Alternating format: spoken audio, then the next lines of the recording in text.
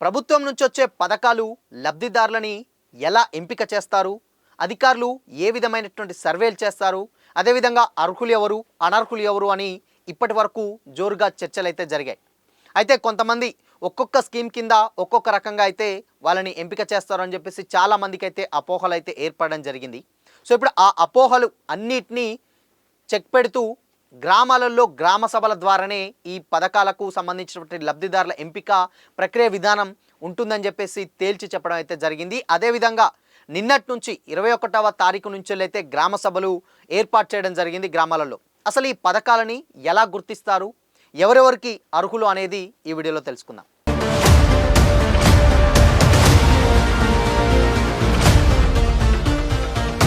నమస్తే, welcome to Disha TV. రీసెంట్గా ప్రభుత్వం ఇచ్చినటువంటి పథకాలకు మనందరికీ తెలిసిందే. మొత్తంగా 4 పథకాలకు సంబంధించినటువంటి ఈ పథకాలకు గ్రామ సభల ద్వారా ఎంపిక చేసే విధానాన్ని అయితే తీసుకొచ్చారు. అయితే ఈ గ్రామ సభలు 21, 22, 23, 24 వరకు గ్రామ సభలు అయితే నిర్వహించనున్నారు.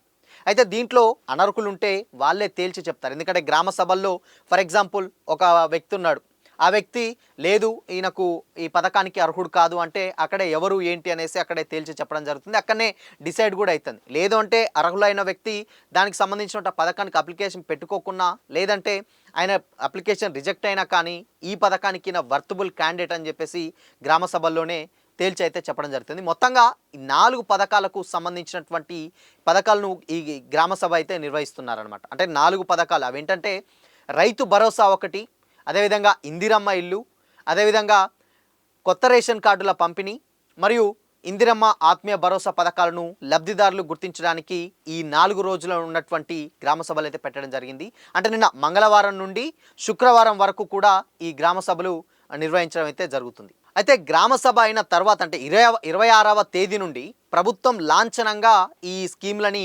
ప్రారంభిస్తుందన్నమాట. గతంలో జరిగిన కులగణన మరియు ప్రభుత్వం దగ్గర ఉన్నటువంటి పేదల డేటా ఏదైతే ఉందో దాని ఆధారంగా తాత్కాలిక లబ్ధిదారులను ఎంపిక చేసి అదే వాళ్ళని అక్కడ గ్రామ సభల్లో పెట్టిన తర్వాత ఎవరెవరు అప్లికేషన్స్ పెట్టుకున్న తర్వాత వాళ్ళ పథకానికి అర్హులా కాదా అని చెప్పేసి అధికారుల సమక్షంలో, అదేవిధంగా గ్రామ సభలు కాబట్టి గ్రామస్తుల అందరి మధ్య ఈ విధానాన్ని అయితే తేల్చి చెప్పడం అయితే ఒక మంచి నిర్ణయం తీసుకుందని చెప్పాలి ప్రభుత్వం. అయితే ఎవరి సమక్షంలో నిర్వహిస్తారని కూడా చాలామంది అన్నారు. రీసెంట్గా మనకు తెలుసు పంచాయతీ కార్యదర్శులు, సంబంధిత అధికారులు కూడా దానికి సంబంధించినటువంటి గ్రామ సభలకు కూడా హాజరయ్యారు. కొన్ని జిల్లాలలో డిస్టిక్ కలెక్టర్లు కూడా హాజరయ్యారు. అయితే ఇప్పుడు ఈ పథకాలకు 4 పథకాలకు ఉంటే ఇప్పుడు 4 పథకాలు ఏంటి? మేజర్గా రైతు భరోసా పథకాన్ని ఆల్మోస్ట్ అందరూ ఇప్పుడు పండించేటువంటి రైతులకు ఆల్మోస్ట్ అందరికీ రైతు భరోసా ఇవ్వాలని చెప్పేసి కూడా ప్రభుత్వం తేల్చి చెప్పింది. అంటే కొంతమంది అపోహలు ఉన్నాయి, లేదు 5 ఎకరాల లోపే ఉండాలి, 10 ఎకరాల లోపే ఉన్న వాళ్ళకే ఈ పంటలు ఈ రైతు భరోసా స్కీమ్ వర్తిస్తుందంటే లేదు, పండించేటువంటి అన్ని భూములకు కూడా రైతు భరోసా ఇస్తామని ప్రభుత్వం అయితే తేల్చి చెప్పింది. అదేవిధంగా ఇక ఇందిరమ్మ ఇళ్ళ విషయానికి వచ్చినట్లయితే ఇందిరమ్మ ఇళ్ళకి సంబంధించి ఇప్పటికే అక్కడ వాళ్ళ అప్లికేషన్ పెట్టుకున్నా కానీ వాళ్ళకి సంబంధించిన ఒక యాప్ కూడా డిజైన్ చేయడం జరిగింది. ఆ యాప్లో ఆధార్ సంబంధిత ఆధారాలు ఉన్నటువంటి యజమాని కూడా ఉన్నటువంటి డీటెయిల్స్ కూడా దాంట్లో పొందుపరచడం జరిగింది. అయితే ఇప్పుడు ఇక్కడ ఏమవుతుందంటే ఆ ఇందిరమ్మ ఇల్లు కూడా దాదాపు ఒక్కొక్కరు ఎవరిని గుర్తించాలని ఆ యాప్ ద్వారా, అది AI ఆర్టిఫిషియల్ ఇంటెలిజెన్స్ ద్వారా చేయబడింది కాబట్టి అనర్హులు ఎవరో ఉంటే డిసైడ్ చేసి ఇక్కడికి ఇన్ కేసు గ్రామ సభకు ఆ అభ్యర్థన వచ్చినా కానీ ఒకవేళ అక్కడ లేదు ఈయనకు అర్హుడు కాదు అంటే అక్కడనే వాళ్ళు తేల్చి చెప్తారు, లేదు అంటే కాదని చెప్తారు. అదే ఇప్పుడు ఇందాక మనం మాట్లాడుకున్నట్లే అభ్యంతరాలు, ఈయనకు వర్తబుల్ కాదంటే అభ్యంతరాలు, అభ్యర్థనలు, అదేవిధంగా లేదు ఈయనకు కావాలి అంటే అభ్యర్థుల ఆధారంగా అక్కడ చూసుకొని డిసైడ్ చేస్తారనమాట. సో దాని తర్వాత ఇందిరమ్మ ఇల్లు అయిపోయిన తర్వాత నెక్స్ట్ కొత్త రేషన్ కార్డుల పంపిణీ కూడా చాలా వరకు గత ప్రభుత్వం BRS ప్రభుత్వంలో కూడా కొంతమందికి కొత్త రేషన్ కార్డులు చాలా వరకు అయితే ఇవ్వలేదు. అయితే తెలంగాణ ప్రభుత్వం వచ్చిన తర్వాత ప్రజాపాలనలో భాగంగా కూడా ఈ ఉన్నటువంటి 4 స్కీములలో భాగంగా కొత్త రేషన్ కార్డులను కూడా చేర్చుకోమని చెప్పింది.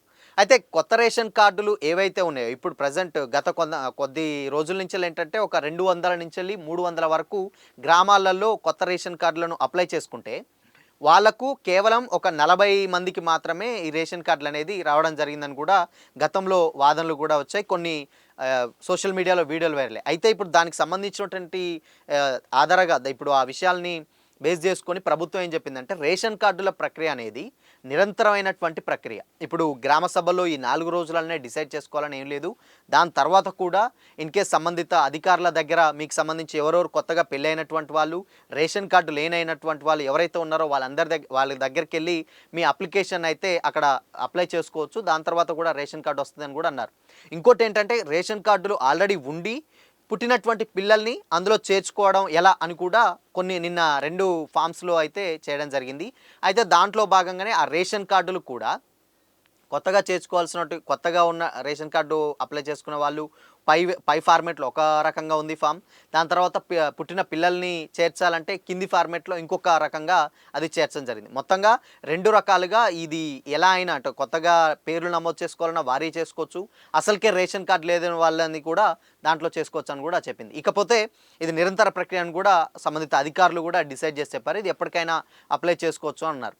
ఇకపోతే ఇందిరమ్మ ఆత్మీయ భరోసా పథకం. అయితే ఇందిరమ్మ ఆత్మీయ భరోసా పథకానికి సంబంధించి మనకు తెలుసు. అంటే ఆ పథకం ఎలా వర్తిస్తుందంటే దాదాపు ఇప్పుడు ఉపాధి హామీ పనులు గ్రామాలలో చేస్తారు కొంతమంది.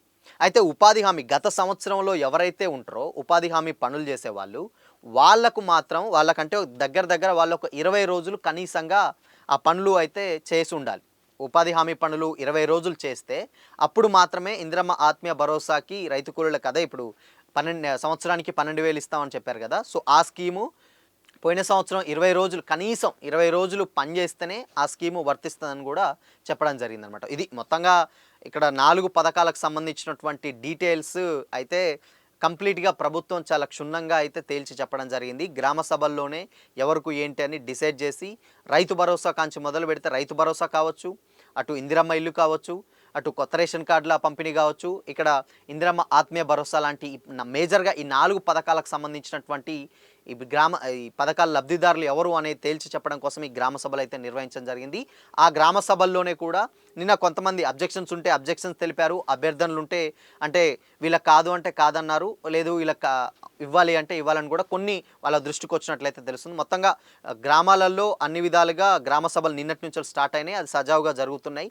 ఇన్ కేసు ఇంకెవరైనా కొత్త రేషన్ కార్డులు తర్వాత పెళ్ళైన వాళ్ళు ఉన్నా ఇది నిరంతర ప్రక్రియ. అండ్ అర్హులైన అందరికీ రేషన్ కార్డులు వస్తాయి. పండించే భూమికి కూడా పండించే పంట భూములకు అన్నిటికీ రైతు భరోసా వస్తుంది. రైతు కూలీలకు కూడా ఇందిరమ్మ ఆత్మీయ భరోసా పథకం కింద గత సంవత్సరం ఉపాధి హామీ పనులు చేసినటువంటి వాళ్ళు 20 రోజులు చేస్తే వాళ్ళకి వస్తుంది.